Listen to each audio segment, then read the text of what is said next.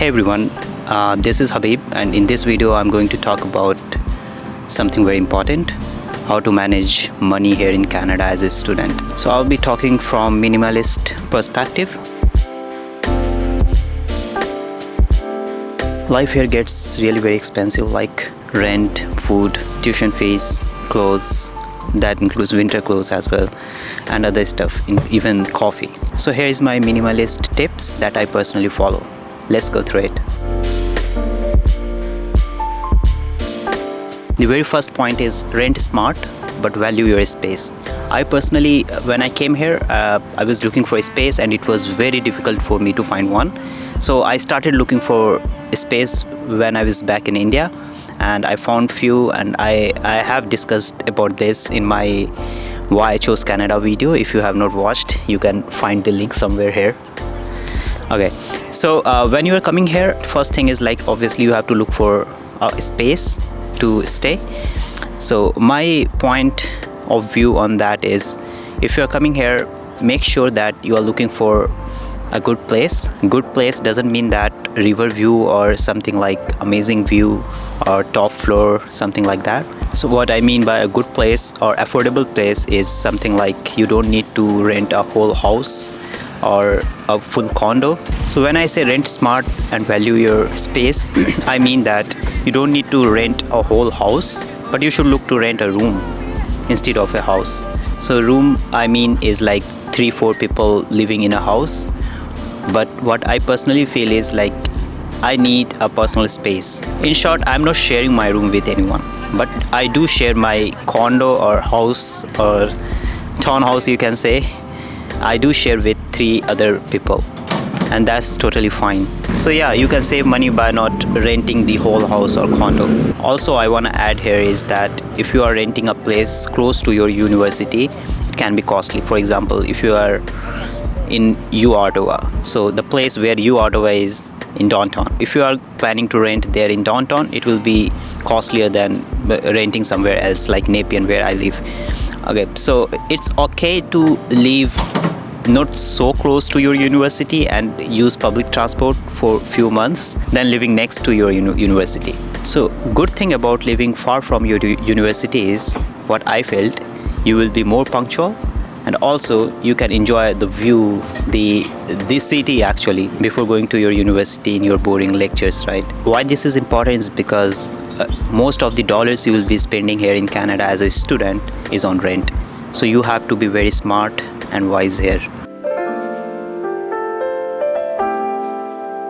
Second is, always buy quality, not quantity. I always believe in buying good stuff instead of spending money in cheap stuff, because what I believe is, changing cheap stuff in a longer time is costlier than buying costly stuff at first place. Also, you are saving time. What I'm trying to say is, it's from buying gadgets to your clothes. Here in Canada, you need good jacket, right? So buy a good quality jacket first.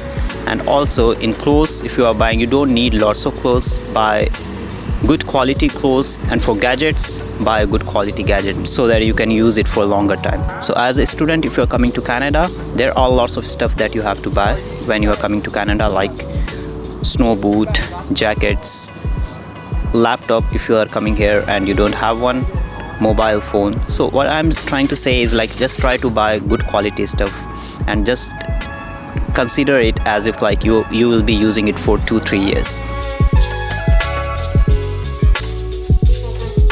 Third is, cook at home, but coffee is okay.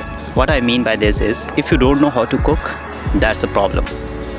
If you're coming here in Canada, even though if you don't know how to cook, learn few stuff like 4-5 dishes, and you can circulate it on weekly basis or monthly basis. But you should know how to cook. Why? Because if you are coming here, it's not like Swiggy or Zomato, you can order anytime. If you are ordering food here, you have to spend minimum $25 to $50 every time, and that's costly. So if you are coming here as a student, you won't be able to order food daily 3 times for $30, $40, $50, right? It's very costly. So you should know how to cook. You don't need to be a chef, just you need to know how to prepare few dishes. For me, I know how to cook fried chicken, rice, and few types of gravies. So I keep rotating all this stuff. every week. So do I get bored by eating same stuff? Not exactly, because I do order online when I'm getting bored or something like I don't have time, so I do order online, but most of the time I try cooking it by myself. Also, by cooking you are saving a lot of money, because if you're going to buy grocery, it will be far cheaper than ordering food online. Also, what I believe is having coffee outside for a couple of dollars is okay, but I have watched so many videos where they say like just save from coffee and you can invest those money, but I personally believe no, it's okay to go for coffee, because I believe that coffee makes your mood and you can achieve your daily tasks, right? Next is subscriptions. We are having lots of subscriptions, and it's from like ChatGPT I have subscription for that, Netflix, Amazon Prime, and there are lots and lots of other subscriptions, right? Keep track on subscriptions. There are few I don't use. So what I realized that I have paid for 2-3 extra months, even though if I was not using those stuff. So make sure to track your subscriptions.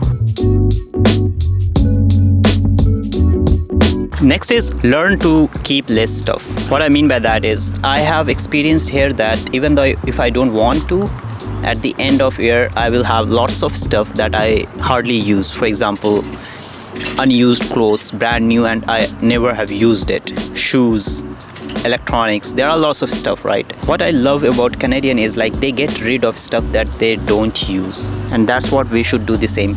If we are not using anything, just either sell it out or give away, but get rid of those stuff, because if your house is clean, if your space is clean, then you can feel like you have less burden on yourself.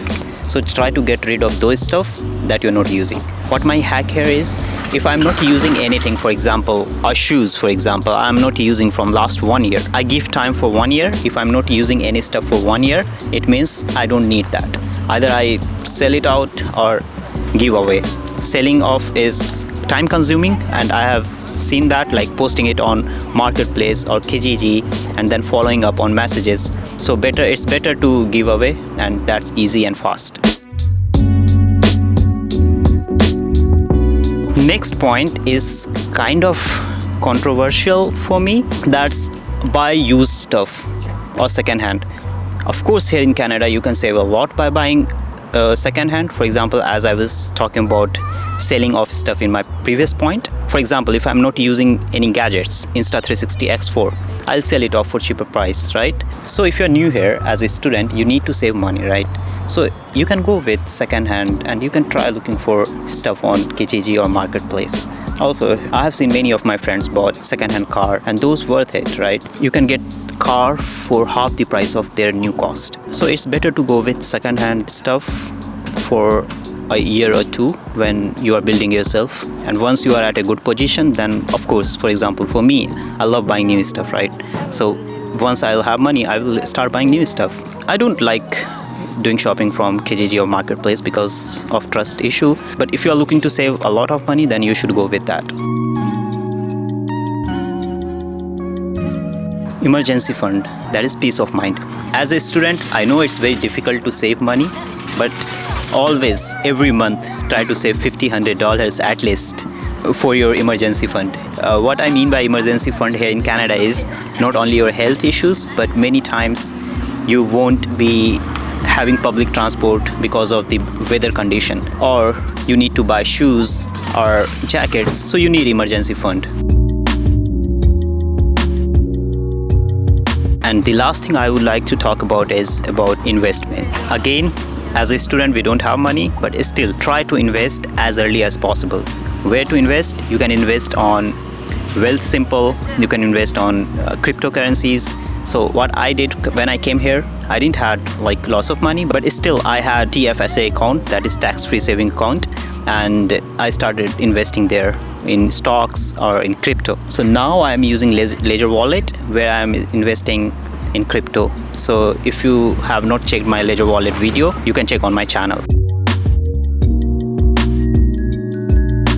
So the takeaway from this video, I believe, is try to spend money on the things that is required. So I have not considered in this video about grocery and going outside and enjoying with friends as savings, because that is required, and I spend a lot of money on that, and I feel like that's okay.